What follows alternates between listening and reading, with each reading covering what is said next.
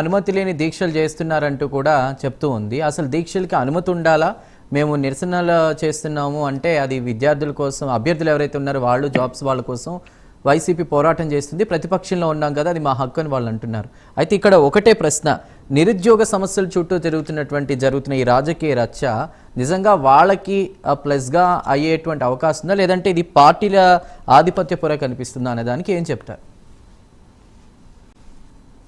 Good evening అండి. Prime ఎక్స్పర్ట్కు ప్యానల్లో ఉన్న అజయ్ గారికి, అదేవిధంగా మధుసూదన్ రెడ్డి గారికి.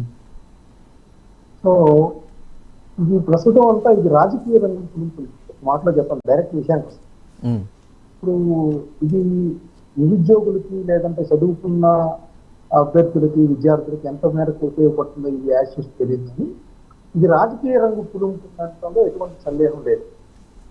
ఎందుకంటే ఇప్పుడు ఈ డిఎస్సి 2025 చుట్టూ తిరుగుతున్న ఆరోపణలు కానీ అన్ని చూస్తూ ఉంటే న్యాయస్థానాలు ఇన్వాల్వ్ అయినాయి, రాజకీయ పార్టీలు ఇన్వాల్వ్ అయ్యారు.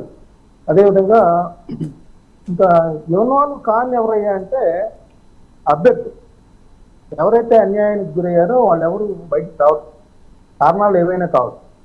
రాజకీయ పార్టీలు మధ్య ఇదంతా కూడా నడుస్తున్నట్టు ఉంది. ఎందుకంటే కోర్టుకు వెళ్ళినప్పుడు కోర్టు ఏం చేసిందంటే తనకు ఆధారాలు సమర్పించకపోవడంతో 2 సార్లు ఈ కేసుకు సంబంధించి వేసినా కూడా ఆధారాలు అంటే ఎవరైతే అన్యాయానికి గురయ్యారో అభ్యర్థులు వివరాలు కానీ, లేదంటే ఫేక్ స్పోర్ట్స్ సర్టిఫికెట్ల ద్వారా ఎవరైతే ఉద్యోగాలు పొందారో వాళ్ళ వివరాలు, వాళ్ళు ఎవరెవరు పొందారు ఏంటనేది.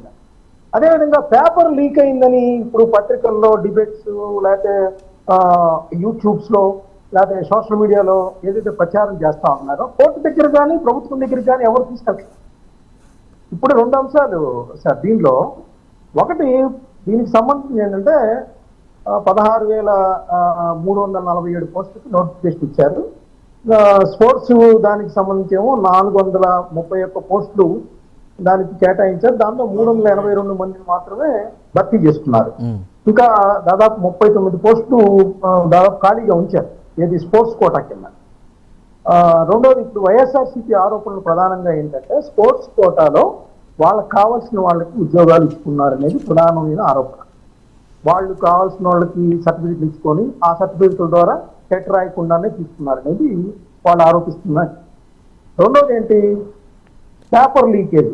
ఈ పేపర్ లీకేజ్ మధుసూదన్ రెడ్డి గారు చెప్తున్నారు, కానీ పేపర్ ఎక్కడ లీక్ అయింది, ఎవరు కొన్నారు ఏంటి ఎక్కడ కూడా మీరు హైకోర్టులో వీళ్ళు సబ్మిట్ చేసిన దానిలో లేదు, లేదంటే గవర్నమెంట్కి ఇచ్చిన కంప్లైంట్లో కూడా ఎక్కడ లీక్ అయింది ఏంటనేది కూడా లేదు.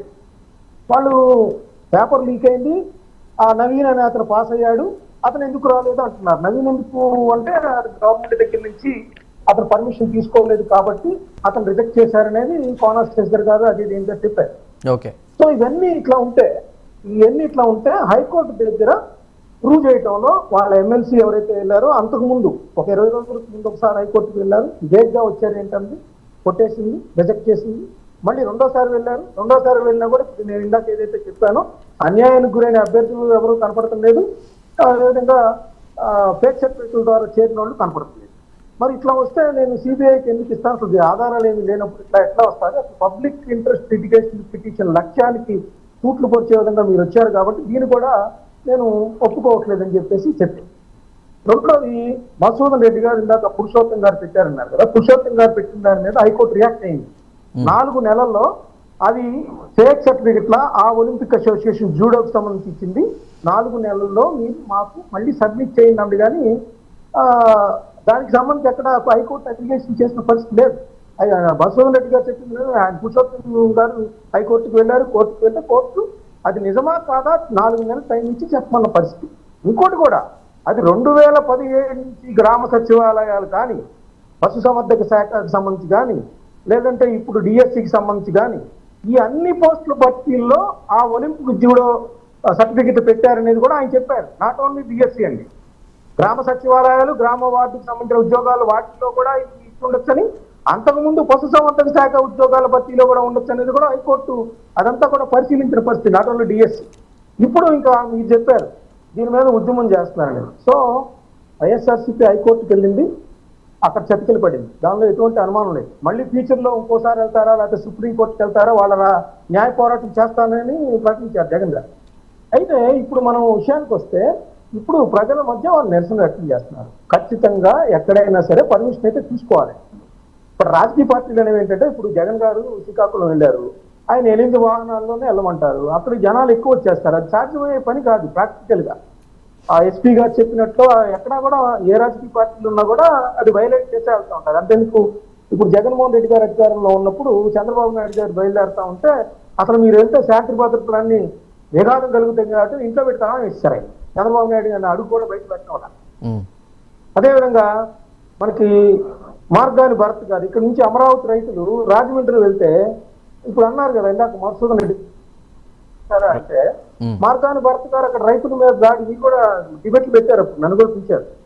మార్గాని భరత్ గారు వాళ్ళు వెళ్ళి అసలు ఇక్కడికి రావడానికి రాజమండ్రి ఎక్కడ అమరావతి ఎక్కడ వాళ్ళు ఇక్కడికి రావటం ఏంటని ఇదే విధంగా ఈ బోండా ఉమ్మ గారు వెళ్ళినట్టే వాళ్ళు కూడా అప్పుడు వెళ్ళారు. నేననేది ఏంటంటే అప్పట్లో వైఎస్ఆర్సీపీ అలా చేసినప్పుడు ప్రజలు వాళ్ళని తిరస్కరించారు. ఇప్పుడు బోండా ఉమ్మ గారికి కూడా అలాంటి అధికారం ఎక్కడి నుంచి వచ్చింది?